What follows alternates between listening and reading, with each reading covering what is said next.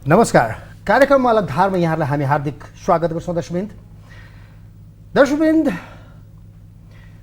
यति बेला संसदमा झन्डै 31वटा दलहरूको प्रतिनिधित्व छ र अहिले निर्वाचन आयोगमा यो कार्यक्रम रेकर्ड गर्दासम्म पनि 182वटा दलहरू दर्ता भएका छन् र नयाँ दलहरू दर्ता हुने क्रम जारी छ दर्शकवृन्द। र जनमानसमा भन्न थालिएको छ यति सानो मुलुकमा धेरै दल किन? एउटा उखान छ, जुन जोगी आए पनि कानै चिरेका। र भन्न थालिएका छन् जनमानसमा कि अब नेतृत्वमा परिवर्तन गर्नुपर्छ, युवाहरूको नेतृत्व आउनुपर्छ, केही नयाँ चिजहरू आउन सक्छ। यस्ता आवाजहरू सुनिएको छ दर्शकवृन्द। अब पुरानाबाट चल्दैन र नयाँ दल दर्ताको क्रममा दर्शकवृन्द तपाईँ हामीलाई थाहा छ डाक्टर बाबुराम भट्टराईको नेतृत्वमा रहेको नयाँ शक्ति र केही दिन अगाडि मैले सुनेको थिएँ कि 2047 सालको संविधानलाई बिउझाउनुपर्छ भनेर पनि आएका दलहरू पुराना शक्तिका रूपमा। यसै गरी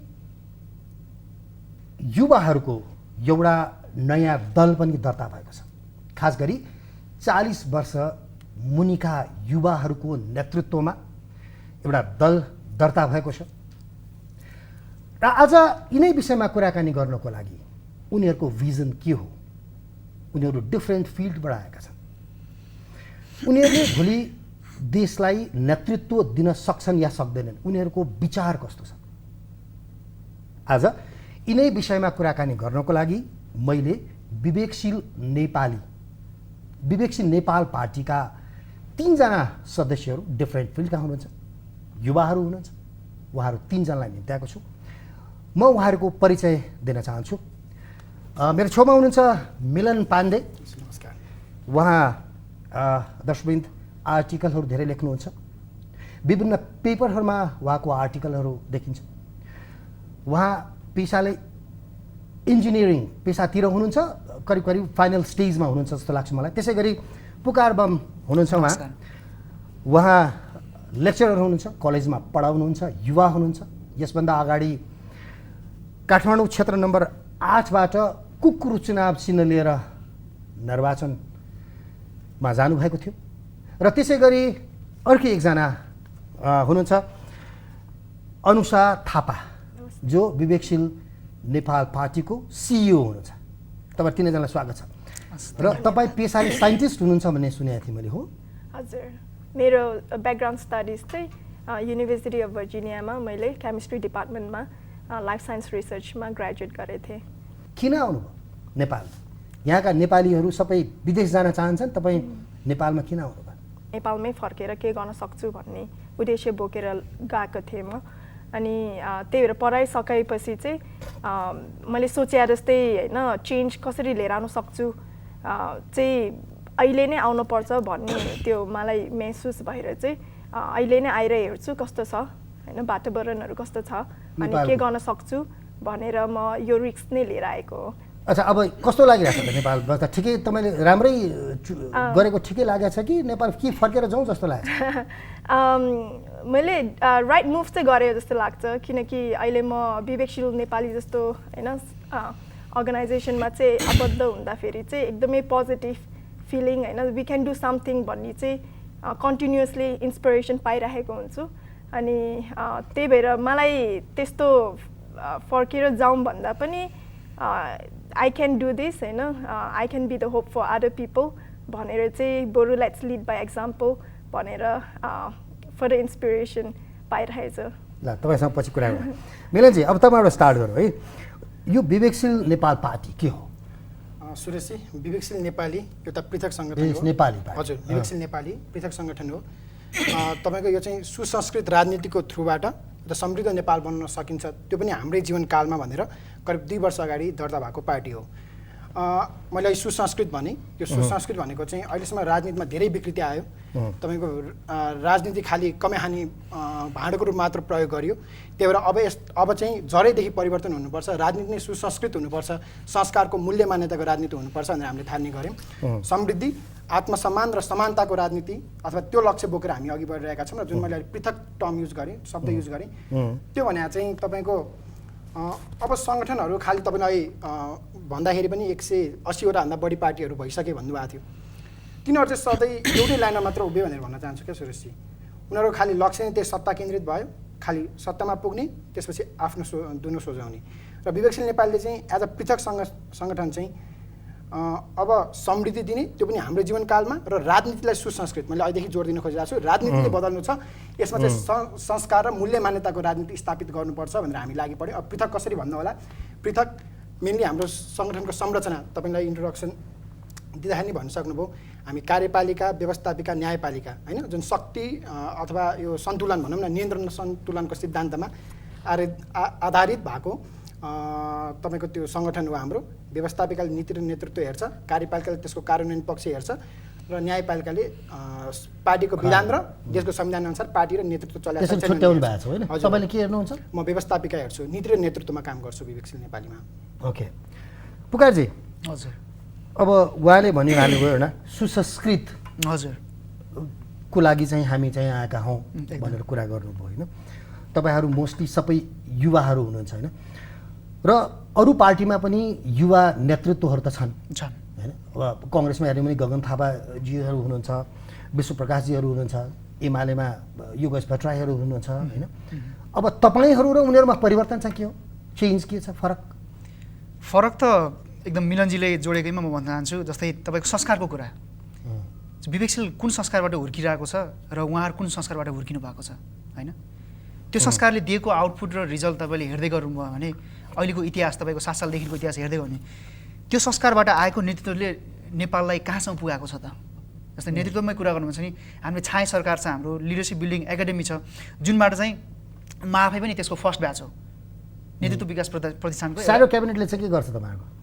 हाम्रो छाया सरकार होइन जस्तै तपाईँको मैले तपाईँको शिक्षा डिपार्टमेन्ट हेर्छु होइन कसैले हेल्थ हेर्नुहुन्छ कसैले तपाईँको परराष्ट्र हेर्नुहुन्छ भनेपछि हामी अघि मिलनजीले जोड्नु भएको थियो सधैँभरि सत्ता केन्द्रित मात्र भयो संस्कारै तपाईँको लिडरसिप डेभलपमेन्ट हुँदै जाँदाखेरि पनि हरेक पार्टीले के गर्छ सत्तामा कसरी पुग्ने एनी हाउ तर त्यो सत्तामा पुग्ने प्रोसेस जुन छ तपाईँको संस्कार र शैलीको कुरा छ त्यसमा चाहिँ हामी एकदमै आमूल परिवर्तनको रूपमा गइरहेको छौँ होइन जस्तै एलबिएले हाम्रो क्याबिनेटले कसैले शिक्षा हेर्नुहुन्छ कसैले तपाईँको हेल्थ हेर्नुहुन्छ कसैले परराष्ट्र हेर्नुहुन्छ कसैले टेक्निकल पार्ट हेर्नुहुन्छ भनेको जस्तै यहाँ भएको लिडरसिपले चाहिँ एउटामा मात्र होइन धेरै कुराको ज्ञान चाहिँ तपाईँको लिडरसिप बिल्डिङ एकाडेमीले हामीले दिन्छ मैले रोकेँ हजुर अनुसाजी अब तपाईँले उहाँहरूको व्यवस्थापन गर्नुहुन्छ होइन हजुर कसरी गर्नुहुन्छ नेपालको व्यवस्थापन र अब तपाईँ त्यत्रो वर्ष उता बसेर आउनुभयो होइन कसरी कार्य सामञ्जस्य मिलाउनुहुन्छ हाम्रो चाहिँ मेन होइन फाउन्डेसन अपरेसन्स टिम हो यो चाहिँ सेन्ट्रल इन्जिन भनिन्छ ब्याकबोन अफ द अर्गनाइजेसन अनि यो चाहिँ यो हाम्रो अहिले सेन्ट्रल कमिटीको बेग्लै होइन विङ हो खासमा तर थ्रु एक्जिक्युटिभ बोर्ड होइन कार्यपालिका कमिटीबाट चाहिँ डाइरेक्सन आएर हामीले चाहिँ मैले चाहिँ होइन हाम्रो टिम अफ 12 अपरेसन्स टिम मेम्बरलाई चाहिँ लिड गर्छु अनि डिपार्टमेन्टहरू चाहिँ finance media front office work अनि अकाउन्टिङ लजिस्टिक्सहरू part of the main team work हुन्छ अनि त्यसकोमा मात्र पनि हाम्रो मेन लिडर्सहरू पनि त्यो रिसर्चको थिङ्क ट्याङ्क भएर काम गरिरहेको हुन्छ सो मेनली मेरो काम चाहिँ होइन हाउ टु अलाउ हाम्रो top leaders to work more on political visioning र strategy without having to worry about small administrative work र फाइनेन्सियल इम्प्लिकेसन्सहरू होइन सो मैले चाहिँ I lead a team who is implementing all our rules in a very strategic manner that leaders have a vision set gardeko pachi so mainly हामी चाहिँ backbone हो अनि we facilitate the work of our top leaders अनि for elections time period मा पनि हामी चाहिँ continuously working towards the common goal नै भइरहेको हुन्छ। मिलनजी फेरि तपाईँमा आएँ। अब भनिन्छ नि जनमानसमा एउटा पाको लिडर, तपाईँहरू मोस्टली सबै युवा हुनुहुन्छ होइन, नेतृत्व लिन्छु, नेतृत्व गर्न सकिन्छ होइन, आफ्नो किसिमले डिभाइड गर्नुभएको छ कामहरूको होइन। अब तर पनि मानिसहरूले पाको छन् आलो काँचो छन् भन्ने एउटा हाम्रो भन्छ नि, त्यो नहुँदाखेरि त्यसको लिडरमा कमी महसुस केही गर्नु भएको छ तपाईँहरूले? साँच्चै नै चाहिन्छ कि भन्ने एउटा हुन्छ नि। यो हाम्रोमा पाको लिडर नभएको भन्ने होइन सुरेशजी, पाको साथीहरू पनि हुनुहुन्छ। जस्तै काठमाडौँ जिल्ला कमिटीमा हाम्रो साथीहरू भनौँ न तपाईँको रिटायर लाइफ बिताइसकेका साथीहरू कमिटीमा हुनुहुन्छ होइन, काम गरिराख्नु भएको छ, त्यो एक्सपिरियन्स हामीसँग छ। अब मुख्यतया लिडरसिपमा चाहिँ म्याक्सिमम् युथहरू छन् होइन, उनीहरूलाई चाहिँ गाइड गर्ने मान्छेहरू टन्न हुनुहुन्छ। फेरि हामी मात्र होइन नि त, हामीभन्दा बाहिर रहेका अरू साथीहरू विभिन्न देशमा हुनुहुन्छ, विभिन्न जिल्लाहरूमा हुन्छ, हामीलाई सल्लाह दिनुहुन्छ, सुझाव दिनुहुन्छ। हामीले विवेकशील नेपालीको साथी भन्ने एउटा युनिटै छुट्टै बनाएका छौँ, त्यसबाट पनि हामीलाई एक्सपिरियन्सहरू सेयर गर्नुहुन्छ। र हामीले त्यस्तो महसुस चाहिँ अहिलेसम्म गरेका छैनौँ, किनभने साथीहरू हुनुहुन्छ, साथ दिइराख्नु भएको छ। र युवाले गर्न सक्छ कि सक्दैन भन्दाखेरि मैले केही दिन अगाडि लेखेको पनि थिएँ होइन। 19 वर्षमा तपाईँको पृथ्वीनारायण शाहले राज्य एकीकरण गर्छु भनेर हिँड्या हो। 31 वर्षमा यही देशमा भीमसेन थापा प्रधानमन्त्री बनेका हुन् होइन। तपाईँ मार्क जुकरबर्गले 19 वर्षमा तपाईँको फेसबुक बनाएर दुनियाँ हल्लाएका छन् भनेपछि त्यस्तो असम्भव छैन। हामीलाई हेल्प गर्ने साथीहरू हुनुहुन्छ सुरेशजी। जनमानसमा पुग्नु भएको छ होइन, के छ रेस्पोन्स तपाईँहरूको? म आफै पनि यो सङ्गठन विस्तारको क्रममा विभिन्न जिल्लाहरू पुग्छु, विभिन्न मानिसहरूलाई भेट्छु। त्यहाँ चाहिँ विवेकशील नेपालले जुन आशा दिएको छ, जुन यो भनौँ न अबको राजनीति भने यस्तो हुनुपर्छ भने जुन सुसंस्कृत राजनीतिको थाल्ने, हामीले सुसंस्कृत अघि एकदमै जोड दिइरहेछौँ, त्यो थाल्ने गरेको छ। त्यसबाट चाहिँ एकदमै राम्रो सञ्चय छ। र विवेकशील नेपाली अहिले करिब 15वटा जिल्लामा उसको राम्रो स्ट्रङ युनिट छ। तपाईँको 43वटा जिल्लामा हाम्रो लुज कमिटीहरू बनिसकेका छन्। 75 जिल्लामै हाम्रो संस्थापक सदस्यहरू हुनुहुन्छ र करिब 15वटा देशमा चाहिँ हाम्रो इन्टरनेसनल युनिट त्यहीँ भएका नेपालीहरूले हामीलाई सहयोग गर्नलाई युनिट बनाएका छन्। पुकारजी जस्तो अब यो पटक अलिकति तपाईँहरू डक्टर होइन केसीको, हजुर गोविन्द केसीकोमा तपाईँहरूले मोरल्ली धेरै सपोर्ट गर्नुभएको थियो, जनमानसलाई परिचालन गरेर होइन, नागरिकहरू तपाईँहरूको नेतृत्वमा गएको जस्तो देखिन्थ्यो होइन। तपाईँहरूले जति बाहिर तपाईँहरूले परिचालन गर्नुभयो तपाईँहरूको लिडरसिपमा देखिन्थ्यो। र मैले मेरो विचारमा डक्टर केसीसँग मैले 8औं पटकको अनसनको अगाडि पनि अन्तर्वार्ता गरेका थिएँ, 7औं पटकमा पनि गरेका थिएँ, 6औं पटक कुनमा मलाई सम्झना भएन। वा तपाईँको कति छ अब टिचिङ हस्पिटलमा भन्दा मेरो 2-2.5 वर्ष कति बाँकी छ भन्नुभएको थियो। मेरो विचारमा 6औं या 7औंमा होइन। आफ्टर रिटायरमेन्ट तपाईँहरूकोमा आउने प्लानिङ हो उहाँको, के हो, अथवा लिडरसिप लिने हो? होइन, एकदम त्यसमा त म त्यस्तो चाहिँ देख्दिनँ। म गोविन्द केसीको जुन आन्दोलनमा हामीले मोरल सपोर्ट मात्र होइन कि लगभग जसरी जुन ठाउँमा जसरी हामीले सपोर्ट गर्न मिल्छ हामीले मात्र होइन कि हाम्रो अलायन्स जुन अहिले प्रोफेसर डाक्टर गोविन्द केसीको लागि अलायन्स भन्ने छ त्यो क्रिएट गर्नतिर पनि लागेको छौँ। अनि रिटायर लाइफ पछि गोविन्द केसी जस्तो मान्छे विवेकशीलमा हुँदा राम्रो, तर विवेकशील नेपालीमा मात्र नभएर विवेकशील नेपालीको मात्र नभएर उहाँ चाहिँ हरेक जुनसुकै पार्टीको सबैको लागि हुनुपर्छ। त्यसले गर्दाखेरि मलाई लाग्दैन उहाँ विवेकशीलमै आउनुपर्छ भन्ने पनि लाग्दैन। र अर्को कुरा भनेको विवेकशीलमा आएर उहाँले नेतृत्व अहिले नै तत्काल लिनुहुन्छ भने उहाँ कुनै पनि मान्छे छैन। उहाँले प्रष्ट रूपमा के भन्नुहुन्छ, म देशको लागि बाँच्ने हो, जनताको लागि बाँच्ने हो, म आम नागरिकको लागि बाँच्ने हो। सो त्यसले गर्दाखेरि कार्यक्रमहरूमा तपाईँहरूको सामाजिक सञ्जालमा मैले हेर्छु होइन, हजुर अस्ति पनि पोखरा जानुभएको छ लिएर होइन। हजुर अनि अब कतै होइन हुन्छ नि परिचालन चाहिँ नि विवेकशील नेपालीलाई कतै डक्टर केसीले गरिया हो भन्ने एउटा आछ नि त जनमानसमा, हो त्यस्तो केही हो? होइन, एकदम त्यो त एकदम निरर्थक, एकदम त्यो हल्ला मात्र हो। प्रत्यक्ष रूपमा तपाईँले हाम्रो काम गराइ र हाम्रो काम गर्ने शैलीहरू हेर्दै गयो भने सो डक्टर केसी एउटा प्रतिनिधि पात्र हो। जुन हाम्रो मूल मुद्दा छ भ्रष्टाचार विरुद्धको अभियान, भ्रष्टाचार विरुद्धको आन्दोलन छ, यदि त्यस्तो मान्छेहरू कोही अरू आउनुहुन्छ भने चाहिँ हामी उहाँले पनि सपोर्ट गर्छौँ। हाम्रो एजेन्डा त छँदै नै छ। जस्तै विभिन्न जिल्लामा विभिन्न वडाहरूमा गएर हाम्रो भ्रष्टाचार विरुद्धको अभियान भयो, राइट टु इन्फर्मेसनको जुन सूचनाको हक प्रयोग गरेर हामीले गर्दै अभियान छ होइन। त्यसैको सिलसिलामा गोविन्द केसी जस्तो पात्रहरू आउँछन् भने जसले एक्लै होइन सत्ता हल्लाउन सक्ने त्यस्तो सामर्थ्य राख्छन् भनेपछि उहाँहरूलाई सपोर्ट गर्ने हाम्रो मोरल पनि सपोर्ट गर्छौँ। हामीले सक्ने अरू एलायन्स बनाएर पनि त्यसले गर्दा तपाईँहरूलाई पनि चिनाउन सजिलो भयो होइन व्यक्तिगत रूपले? एकदम त्यो चिनाउने तपाईँको अब त्यो त त्यसको आउटपुट भयो, रिजल्ट भयो। तर हाम्रो इन्टेन्सन भनेको त्यहाँ जस्तो मान्छे जसलाई चाहिँ कुनै पनि पोलिटिकल पार्टी, कुनै पनि समुदाय, कुनै पनि वर्गले हेर्दैन भनेपछि विवेकशील त्यस्तो मान्छे त्यस्तो प्रतिनिधिको लागि चाहिँ उभिन्छ। विवेकशील नेपाली भ्रष्टाचार विरुद्धको लागि उभिन्छ र भ्रष्टाचार विरुद्धको लागि उभिने जोसुकै मान्छे संस्था होस् उहाँहरूको लागि चाहिँ सपोर्ट गर्न अगाडि आउँछ। त्यसैको निरन्तरता गोविन्द केसीलाई सपोर्ट। अनुजाजी, नेपालमा पार्टी खोल्ने बन्द हुने होइन खर्चिलो भन्छ क्या, पार्टी खोल्न त्यति सजिलो छैन होइन, धेरै गाह्रो छ, धेरै महँगो छ, कतिपय पार्टीहरू चलाउन नसकेर बन्द भएका छन् क्या। होइन पैसा चाहिन्छ नि हजुर अनि कसरी म्यानेज गरिएको छ हाम्रो कहाँबाट आउँछ फन्ड हाम्रो फन्डिङ मेनली हाम्रो चाहिँ मेम्बर्सहरूबाटै आउँछ हाम्रो विदेशमा धेरै मेम्बर्स छ जिल्लामा पनि मेम्बर्स नै छ सपोर्टर्स मेम्बर्स नै हाम्रो सोल फाउन्डेसन अफ सर्भाइभल पार्टीको चाहिँ पुग्छ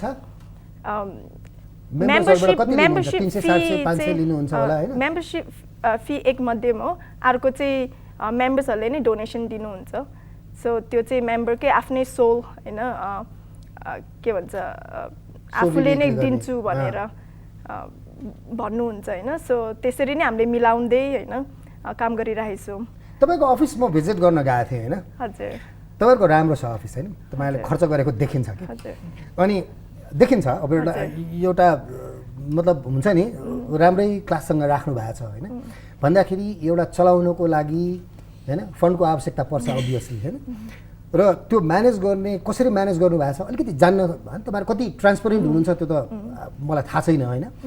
कति पारदर्शी छैन भन्छ नि अहिले पार्टीका कुनै पनि पार्टीहरू पारदर्शी छैन ट्रान्सपरेन्स भन्छ नि तपाईँको त्यो छैन भन्छ होइन तपाईँहरूको छ त्यस्तो केही हामीले सबै चाहिँ ट्रान्सप्यारेन्टली नै राखिरहेको हुन्छौँ हामीले हाम्रो अकाउन्ट्समा अनि कसरी म्यानेज गर्नुहुन्छ भन्दाखेरि त्यही होइन हाम्रो अपरेसन्सको बेसिक खर्चहरू कहाँ केमा जान्छ रेन्टमा जान्छ होइन युटिलिटिजहरूमा होइन स्यालेरिजहरूमा जान्छ नि त्यो सबै होइन फर दिस पार्टिकुलर को लागि चाहिँ भनिँदैन तर एकजनाले हजुर प्रफिटमा हुनुहुन्छ तपाईँहरू प्रफिटमा चाहिँ हुँदैन व्यापार त होइन नि त होइन मिलनजी अनि अघि तपाईँले भन्नुभयो कतिवटा 75 जिल्लामा हाम्रो संस्था छ होइन विभिन्न ठाउँहरूमा पनि विदेशमा पनि छ भन्नुभएको छ होइन कसरी तपाईँले कोअर्डिनेसन चाहिँ गर्नुभएको छ के काम गर्नुहुन्छ जस्तो 75 जिल्लामा जानुभयो भने तपाईँले के कार्य चाहिँ गरिरहनु भएको छ सुरेशजी हामीले मुख्यतया राजनीति मात्र होइन राजनीतिसँगै सामाजिक पाटो र आर्थिक पाटो पनि हुन्छ भनेर तपाईँको यो पोलिटिकल इनोभेसन नै भन्छौँ हामी हाम्रो टर्ममा होइन तपाईँको आर्थिक पाटो र सामाजिक पाटो छुट्टिनाले गर्दाखेरि आज देशमा यो सबै भइरहेछ राजनीतिक विकृति छ त्यही भएर अब राजनीतिसँगै सामाजिक र आर्थिक पाटो पनि सँगै लानुपर्छ भनेर मान्यता राख्छौँ र हाम्रा जिल्लामा भएको युनिटहरू चाहिँ तपाईँको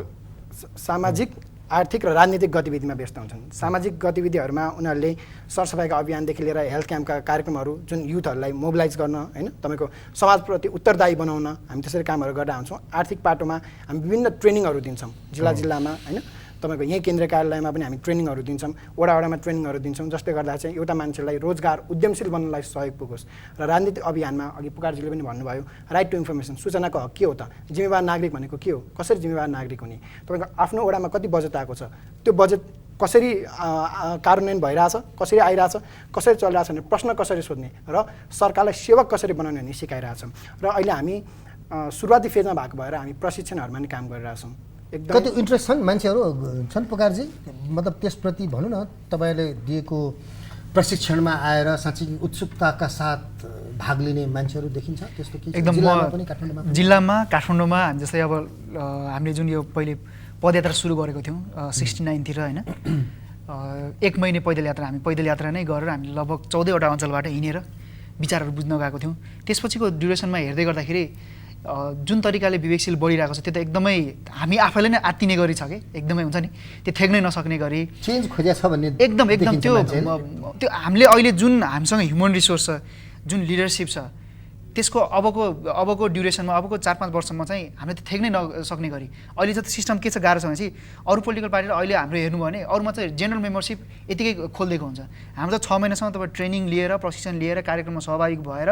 भेरिफाई गरेर तपाईँको त्यहाँबाट जिल्लाबाट आउँछ आइसकेपछि त्यो जिल्ला कमिटीले रेफर गर्ने भयो त्यसपछि यहाँको एक्जिक्युटिभ त्यसपछि अपरेसन टिम सबै मिलेर चाहिँ उहाँको के काम गर्नुभएको छ उहाँको ब्याकग्राउन्ड चेक गर्ने जुडिसियरी सबैले चेक गर्छ त्यसपछि मात्र हामीले एक्टिभ मेम्बरसिप दिने गर्छौँ त्यो भनेको एउटा हामीले चाहिँ जुन आइरहेको जुन हाम्रो जुन अहिले भनौँ न 9000 जति हामीसँग रेजिस्टर्ड मेम्बर बन्छु भनेर आएको छ मेम्बरहरू सो उनीहरूलाई थाम्नको लागि चाहिँ हामीले अलिकति यो सिस्टमभन्दा पनि अझै कडा बनाउनु पर्ने आवश्यकता देख्छौँ हामीले सो त्यसले गर्दाखेरि यो तपाईँले सोधेको कुरामा चाहिँ कौतूहलता एउटा इन्ट्रेस्ट विवेकशील के हो त जस्तो अस्ति पनि हाम्रो कान्तिपुरमा लेखा आइसकेपछि त म विवेकशीलमा लाग्छु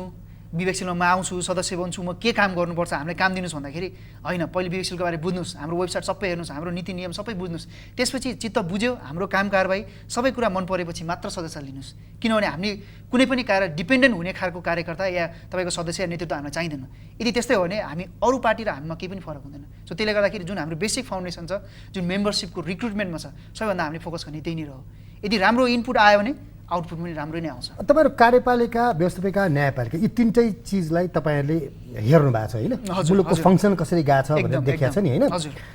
अब जस्तो यो तिनै चिजको समायोजनपछि एउटा मुलुकले गति लिने हो एकदम यो तिनटामा के देख्नु भएको छ कहाँतिर लाक चाहिँ अहिले देखिएको छ तपाईँहरू युवा हुनुहुन्छ तिनैजना यो राजनीति के भयो भने तपाईँको जहिले पनि आम सतहमा मात्र गरियो क्या तपाईँको सतहमा मात्र राजनीति भयो तपाईँको पेन्टेटै गर्न पाएन राजनीति कसले बुझ्नै पाएन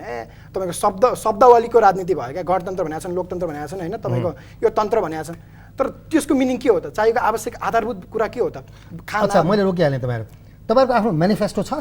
बनाउनु भएको छ घोषणापत्र भन्छ नि हजुर अब यो इलेक्सन बेस्ड हुन्छ अहिलेसम्म इलेक्सन घोषणा नभए भएर हाम्रो इन्टरनल सर्कुलेसनमा चाहिँ हामीले काम गरिरहेको छौँ तर हामीले एक्सपोज गरिसकेको छैन अनि तपाईँहरूको भनौँ न योभन्दा अगाडि तपाईँहरूले कुकुर चुनाव चिन्ह लिएर 4वटाबाट काठमाडौँबाट उठ्नुभयो होइन अहिले निर्वाचन आयोगमा के हो चुनाव चिन्ह त्यही कुकुरै हो होइन अहिले चाहिँ निर्वाचन आयोगले निर्वाचन घोषणा भइसकेपछि मात्र चुनाव चिन्ह दिने भए भएर अहिले हाम्रो चाहिँ यो स्माइली लोगो छ स्माइली हजुर हँसिलो मुहार हाम्रो उद्देश्य शान्त र समृद्ध नेपाल हँसिलो मुहार हरेक नेपालीको मुहार हँसिलो हुनुपर्छ भनेर हाम्रो अल्टिमेट गोल त्यही भएको भएर हामीले हँसिलो मुहार लिएका छौँ ए अनि माग चाहिँ त्यही गर्नुभएको छ हामीले चाहिँ यो क्लेम गरेका छौँ